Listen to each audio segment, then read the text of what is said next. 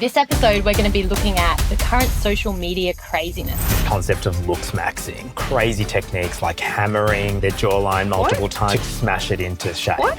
Grab the towel, bite down on it hard. Beck from Married at First Sight travelled overseas to have something called rib contouring. Experience has been sensational. We're going to be looking at some at-home tech. Do sheet masks actually work? What is an LED light doing? And finally, the inaugural Skin Doctor's Ranker. What we like to use at home and what works for us.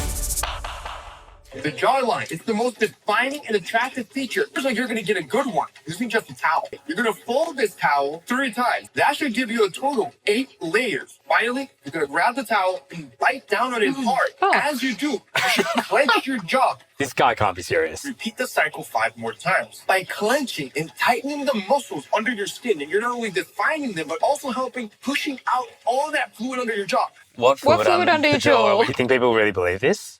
I think maybe it does increase the bulk in your masseter, but if they were going to make them strong, you're also increasing your clenching and your grinding and causing TMJ dysfunction. Like teeth and enamel destruction, surely, with all of that. Chewing a really hard gum will definitely train your facial muscles, especially the masseter. As you can see here, his masseter is really working. I think we have a man here who may be pretending to be a doctor. He's dressed up in scrubs with a stethoscope around his neck for effect. But can chewing gum grow your jaw muscles? Yes, it can, but it needs to be hard gum. A, this guy, not a doctor.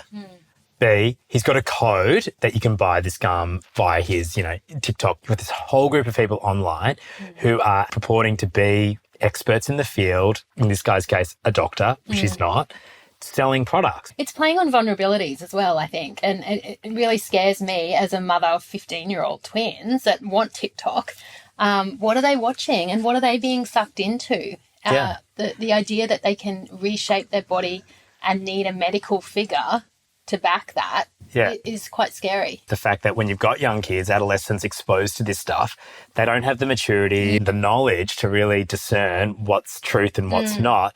And let's face it, a lot of adults don't either. So we'll probably be buying this. And maybe we should use it as a bit of a learning tool. Like, what can we look for red flag-wise in terms of credentialing and the ability to distinguish what's fake from real? And we know that social media is used as a very powerful marketing tool, right, Sam? Like, you go to nowadays... Dermatology, skin, beauty, aesthetics, you can see it. Now you've got these codes online that you can basically get, discounts on whatever product that they're selling. It's potentially really dangerous. So I'm just confused. From a guy's point of view, do you want big masseters? Not at all. It's all buying into this concept that you have to have this chiseled jawline. What this really ties into is this concept of Looksmaxxing, which is now all over the internet. There's millions of young men being sold the idea that they can change the way they look, particularly their facial bone structure by, crazy techniques like hammering their jawline multiple times. Yeah. With Literally with a tool, a blunt instrument to kind of smash it into shape. What? Yeah. There's so many different videos out there. There's icing the face for these reasons. There's the chewing gum. And it's all trying to sell this story that you can physically change your appearance by doing these crazy techniques which have no basis in science whatsoever. Absolutely no biological evidence base to them. It's quite scary. Yeah, okay. But the thing is, it's not just guys. We've now got people like Beck from Married at First Sight, MAFS, who's literally travelled overseas to have something called rib contouring. Have you guys heard of this? I haven't, no. Okay, let's watch it. Okay. Day 2 post-op, on my way to the airport, leaving Bali after 3.5 weeks. I feel great. My pain is 1 out of 10. I feel great. I'm up with my meds. It's mostly just paracetamol. I don't know what else I can say apart from the experience has been sensational. So this is the concept to give you a very contoured waistline. To accentuate the waist to hip ratio, I think, to minimise. That's it. So it's the, literally a surgical procedure that some people are doing to basically mimic what a corset would do back in the, the 15 and 1600s. It's pretty worrying that people are flying overseas, don't you think, to have this sort of procedure done? It's a little bit extreme. Yeah, and I guess what really worries me about this is who's going to look after her post-operatively once she gets off her flight, and if something were to happen, if there was an inadvertent lung puncture or a surgical wound infection, who's going to be there to be responsible for her care? That's right. I think hers is obviously a bit different to the chewing and the toweling. It's a bit more invasive. Well, just a bit. those things I don't even think worked. Whereas this, she's actually had a surgical procedure that will probably, in all likelihood, do what she expected it to do. So I guess my concern is not related to deciding that that's the cosmetic procedure that Beck wants to do. You want rib contouring, go for it. Yeah. My concern is going overseas for invasive procedures under a general anaesthetic and doing it on the third last day of your holiday. Post-operative complications usually come in the first 1 to 2 weeks post-operative. She's She's left the country. Yeah. She's got no one to look after her. Like, let's say she comes back to Australia, the scar's lumpy. As Kate said, she's punctured a lung. People aren't super keen to take on your medical care when it's been done overseas. They will. You can turn up to the public hospital. Yeah. But they're not experts. They didn't do the procedure in the first place. Like, That's right. Well, a lot of us don't even know what's going on. So Yeah. we don't know the background of how this procedure works or what complications to look out for. So it's just not an ideal scenario recovery-wise. No, I think there are a lot of safety red flags here, right? I mean, I think we're very lucky in Australia. We have access to excellent healthcare. And then to take one out of that Australian healthcare system, get a procedure done elsewhere, and then come back and expect us to pick up the pieces is a really big ask because you just have no idea exactly what was done, their tools, their techniques, the risks. And this is going on, a pretty well-known individual's social media account. It's going to be viewed by possibly, hundreds, if not millions of Australians. And it potentially promotes, undertaking these sorts of procedures overseas without really highlighting the potential risks. I absolutely agree because medical tourism is what the professional term for it is. Medical tourism is becoming bigger. Yeah. For cost reasons, usually it's cheaper to get it done overseas. But what's the cost when you come back and you've got a side effect or a complication or an outcome you didn't want that now needs fixing? Like, it doesn't end up being cheaper in the long term for many people. I think the concept of follow-up, patient follow-up, which is really important to us, is what's really missing here as well, right? I think, Kate, you were saying... It really takes away from that doctor-patient dynamic, I think, because when you're not in the same country and you can't care or see the outcomes that you both work towards, it really... I think goes against the whole concept of medical care. But hopefully Beck's okay and she's doing well post-operatively. Tech truths. Do sheet masks actually work? What is an LED light doing? And infrared saunas, how are they working? Sheet masks, I think, are a really good, quick, fast way to provide moisture to the skin when you've got a bit of extra time. Plus, they add an element of self-care to 5-10 minutes of downtime. What do you think? I love a good sheet mask. I've definitely seen you in a sheet mask, 100%. I did send you guys a photo of me. That was an azelaic acid sheet mask. You can get them infused with all kinds of things. I guess it's about choosing one that's appropriate for your skin. Azelaic acid was nice and hydrating for me, but helped with my acne-prone skin. I love the hyaluronic acid ones too. They're really good. Yep, really hydrating. Ryan, what So about I've you? definitely, I haven't used one myself, but I've definitely seen my wife pop one on 1 to 2 hours before we're heading out, to a party or a it's a good social prep. event. Yeah. Hydration boost. So, she's really happy. She pops it on. It calms the skin. I think it plumps it up because of the hydration effect. I think they're a nice cosmetic reframing of the medicalised wet wrapping. So when we manage eczema and psoriasis, often we use wet wrapping. We put an ointment on the skin and then heavily wrap it up with damp cotton cloths. Sheet masks aren't dissimilar, really. They're synthetic fabrics that generally sit on the skin and they're quite heavily impregnated with a emollient. And often it has added active ingredients. So it's a way to really focus the ingredients into the upper layers of the skin, and so that ideally you get a better absorption. Yeah, so this concept of occlusion, right? So trapping something on the skin will help it penetrate more. Deeper. Right? Yeah. So, totally happy with the concept behind it. I think it's got some scientific basis, as you said. Yeah, it does. And you can tailor it to your skin needs, right? So if you need hydration, you choose one with hyaluronic acid. If your skin's a bit irritated and flared up, maybe some soothing ingredients like niacinamide or vitamin B3, vitamin B5, sorry. You can do both. Yeah, well, exactly. Why not? B5. Both vitamins. Anyway. It's a great adjunct to a skincare routine. Next up, LED masks. What do you think?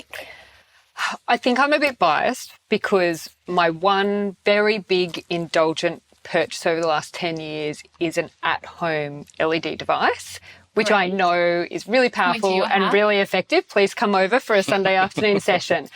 And when I feel the power behind like a heel light or an in-clinic LED, it's very, very different to the at-home masks. Having said that, they are less powerful, but people have the opportunity to do them more frequently. So are they still getting some small benefits as opposed to the big in-clinic devices? I think they probably are. I think it's very difficult to quantify it. And if nothing else, people are taking 15 minutes for themselves. They're getting a little bit of time out. They're practicing some mindfulness. I think they're really good for your mental health if they're not doing anything for your skin. Yeah, I agree. I think they're, again, another adjunct to a good routine. It's a bit like having a gym membership. It's something that you do need to be very consistent with and work into your week-to-week activities.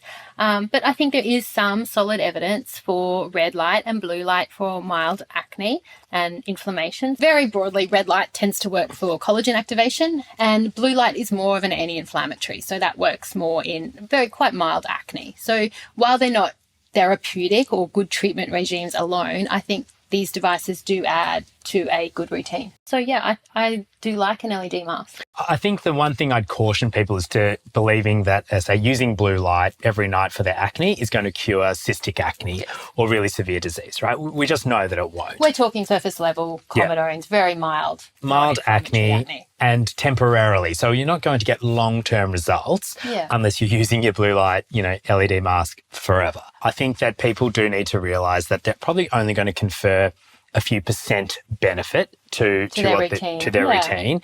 And it really depends on someone having a good routine to begin with. I mean, no point in investing in an LED mask if you're not using your SPF 50+, if you're not, using a good retinol or vitamin A or a vitamin C in the morning, because it doesn't quite make sense that you'll go and, drop a whole lot of money on a device that you need to use minimum 3 to 5 times a week if you haven't got the basics. Yeah, it's a tool in a toolbox, I think. Yeah. I think ultimately it won't do any harm. I agree. So infrared saunas, what do we think? I mean, they're having a bit of a moment now in social media and in our cultural day and age as well. They're very popular. There's whole infrared lounges or people have them at home. What do you think about it? Have you put one in your place yet? Yes. Look how glowing she is, though. You do look amazing. Yes, so I actually don't use the infrared sauna. I'm not super keen on the heat myself. My husband uses it a lot. He loves it. He loves a little bit of downtime. He feels it helps with muscle recovery after heavy exercise. However, my husband is very, very tan. He does get a bit of pigmentation around his forehead. And I think it's difficult to quantify, but I do think that his pigmentation has got a little bit worse with consistent use of the infrared So sauna. these sort of devices, they do generate heat, and heat can be a trigger for melasma. So if you're prone to pigmentation, then they can be a bit of a driver. So I think it's a device that you have to weigh up the negatives and positives too and make a decision if it's worthwhile for you. I'm certainly not recommending people go into an infrared sauna for any, potential benefit to their skin, but we know that there is science behind infrared light in general, mostly for muscle recovery, I think for that sort of thing more than skin disease. Yeah, exactly. As we've said, it's probably going to give you 1 to 2% benefit, and it certainly doesn't replace a lot of what we can do in clinic for someone or in a good skin care routine at home. I think the only people that I would say probably avoid is our really rosacea-prone patients. I think I've seen a rise in that, and when I'm investigating background triggers for people with rosacea, consistently going in infrared saunas has been a bit of a trigger. But that's not to say that they're not great stress relievers, good for muscle recovery, as you said. So this is the inaugural Skin Doctors Ranker. We're going to rank our favourite at-home tech devices. Okay, Kate, tell us your top 3. My top 3 would be a facial sheet mask for rapid hydration. Number 2 would be an LED face mask. And number 3 would be facial hair dermaplaning. A little bit of peach fuzz. Yeah, also makes products sit really nicely on the skin. So really good thing to do prior to makeup and skincare routine. All right, Ryan, give us your top 3 at-home tech. Number 1 would have to be peel pads, which are just these pads that have different types of chemicals such as alpha hydroxy acids or beta hydroxy acids. They just help remove excess dirt, oil, block pores from the skin, just make it look lighter and brighter a couple of times a week. Number 2 would have to be the at-home IPL device. So this is particularly good for guys who have problems with recurrent ingrown hairs and shaving problems around the jawline and the neck. And number 3, believe it or not, are pore strips. So I actually really like these for sebaceous filaments, which, a lot of people ask me about. They think they're comedones or blocked pores, but they're actually gunk that forms in the for a hair follicle. So I recommend them a couple of times a week with a good alpha hydroxy acid or beta hydroxy acid serum. How about you, Sam? All right. So as you know, my number one is LED. I love my home LED. So that is definitely my top home tech device. After that, I never have time to get anything done at work. So I love to do a home facial. I start twice a week with a peel pad, as Ryan said, an AHA and a BHA. That might be salicylic acid and glycolic or lactic acid.